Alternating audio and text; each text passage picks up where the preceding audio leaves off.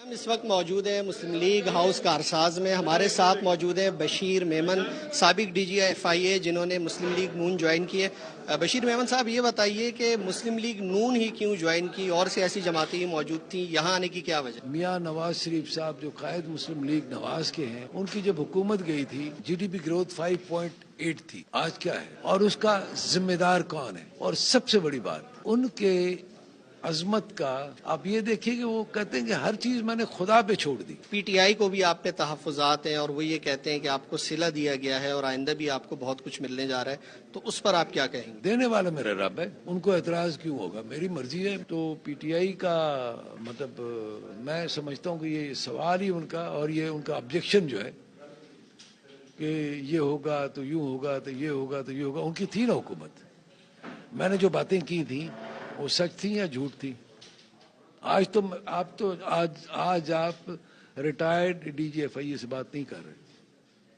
آج میں کھل کے نواز شریف کا کارکن ہوں, جو وہ کہے گا کروں. ان کا کہنا ہے کہ وہ نواز شریف کے کارکن ہیں, مسلم لیگ نون کو سب سے بہتر سمجھتے تھے, تو اسی لیے انہوں نے اس کو جوائن کیا اور اب وہ سندھ میں بھرپور طریقے سے اپنی پارٹی کے لیے کام کریں گے.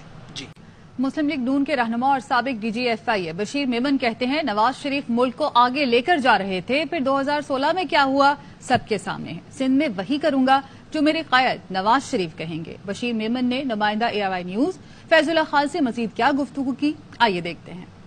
ہم اس وقت موجود ہیں مسلم لیگ ہاؤس کارساز میں. ہمارے ساتھ موجود ہیں بشیر میمن, سابق ڈی جی ایف آئی اے, جنہوں نے مسلم لیگ نون جوائن کی ہے.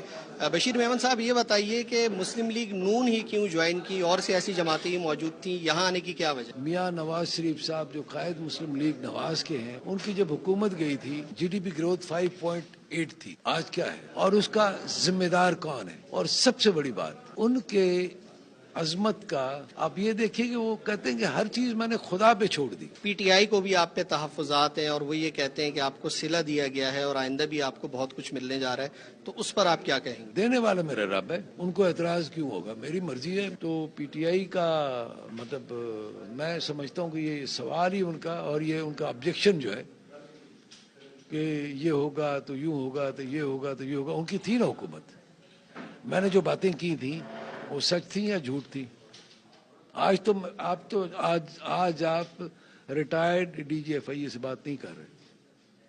آج میں کھل کے نواز شریف کا کارکن ہوں, جو وہ کہے گا کروں. ان کا کہنا ہے کہ وہ نواز شریف کے کارکن ہیں, مسلم لیگ نون کو سب سے بہتر سمجھتے تھے, تو اسی لیے انہوں نے اس کو جوائن کیا اور اب وہ سندھ میں بھرپور طریقے سے اپنی پارٹی کے لیے کام کریں گے.